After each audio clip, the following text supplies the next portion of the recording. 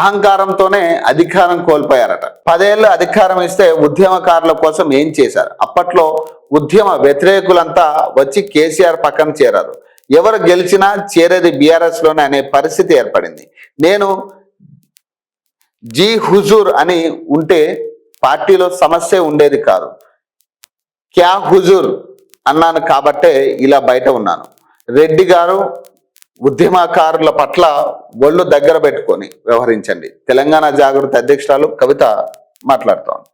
అప్పట్లో కేసీఆర్ హయాంలో ప్రజాస్వామ్య విలువలు పడిపోయాయని, అహంకార ధోరణితో వ్యవహరించడం, సహనశీలత లేకపోవడం వల్లే బీఆర్ఎస్ అధికారం కోల్పోయిందని తెలంగాణ జాగృతి అధ్యక్షురాలు కవిత పేర్కొన్నారు. కేసీఆర్ హయాంలో ధర్నా చౌక ఎత్తివేశారని, నాటి పాలకుల్లో అసహనం ఎక్కువైందని, సామాజిక మాధ్యమాల్లో పోస్టులు పెట్టే వారిని అక్రమంగా అరెస్ట్ చేశారని విమర్శించారు. తెలంగాణ జాగృతి ఆధ్వర్యంలో గురువారం బాగ్లింగంపల్లిలో జరిగిన తెలంగాణ ఉద్యమకారుల ఆత్మగౌరవ కార్యక్రమంలో కవిత మాట్లాడిందట. ఈమె ఏమంటుంది? 10 ఏళ్ళలో అహంకారంతోనే అధికారం కోల్పోయారు కేసీఆర్. అప్పుడు ఎవరైనా ప్రభుత్వానికి వ్యతిరేకంగా పోస్టులు పెడితే అరెస్టులు చేయించడం, లేదా ఈ ధర్నా చౌక్ లాంటివి ఎత్తివేయడం, అసలు కనీసం ఎవరికి కూడా స్వేచ్ఛను ఇవ్వకుండా చేయడం వల్లే అహంకారంతోనే అధికారం కోల్పోయారు. అప్పుడే నేను మాట్లాడి ఉంటే బాగుండేది అనే కార్యక్రమం చెప్తా ఉంది.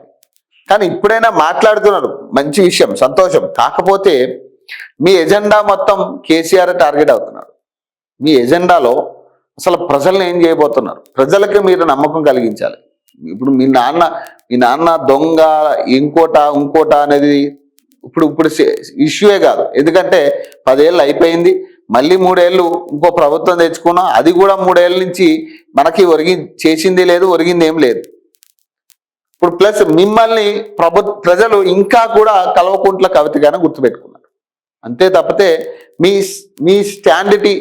శాంటిటీ అంటే క్రియేట్ చేసుకోవాలి ప్రజలు. ఇంకా కల్వకుంట్ల పేరు మీద మనం రన్ అవుతే అదే స్థాయిలో అదే గుర్తింపు ఉంటుంది. ఇంకా కేసీఆర్ బిడ్డగానే మిమ్మల్ని చూస్తారు.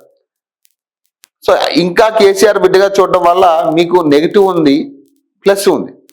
ఎక్కువ ప్రజల్లోకి వెళ్ళే పరిస్థితి ఉంటుంది, ప్రజల్లో ఆదరణ వస్తుంది. ఒకటి ప్లస్ ఇది.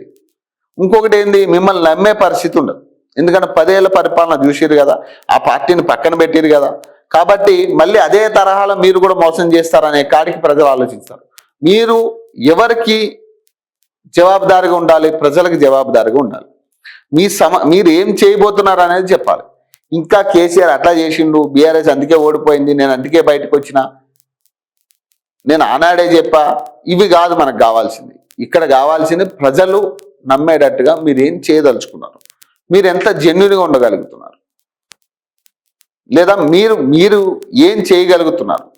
ఎందుకంటే బీఆర్ఎస్ పార్టీ చేసిన అక్రమాల్లో ఎంతో కొంత వాటా అయితే మీకు ఉంటుంది, ఖచ్చితంగా ఉంటుంది. లేదు అని చెప్పడానికి లేదు. మీరు లేదు అని చెప్పినా కూడా నమ్మే పరిస్థితి లేదు ఈరోజు ప్రజలు.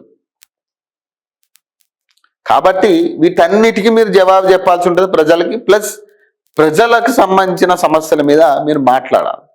ఇంకోటి ఏమవుతుంది, మీరు ప్రజా సమస్యల మీద మాట్లాడిన ఏది కూడా ట్రోల్ అయ్యే పరిస్థితి లేదు ఈరోజు. ప్రజలు చూసే పరిస్థితుల్లో కూడా లేదు. కేవలం మీరు కేసీఆర్ని తిట్టినప్పుడు, లేదా కేటీఆర్ని తిట్టినప్పుడు ఏం తిట్టింది ఈమె, సొంత ఇంటి బిడ్డ కదా, అయ్యో ఈమె తిట్టింది ఈరోజు చూడాలి అని ఎగ్జైట్మెంట్గా టీవీ సీరియల్ చూసినట్టు చూస్తున్నాం.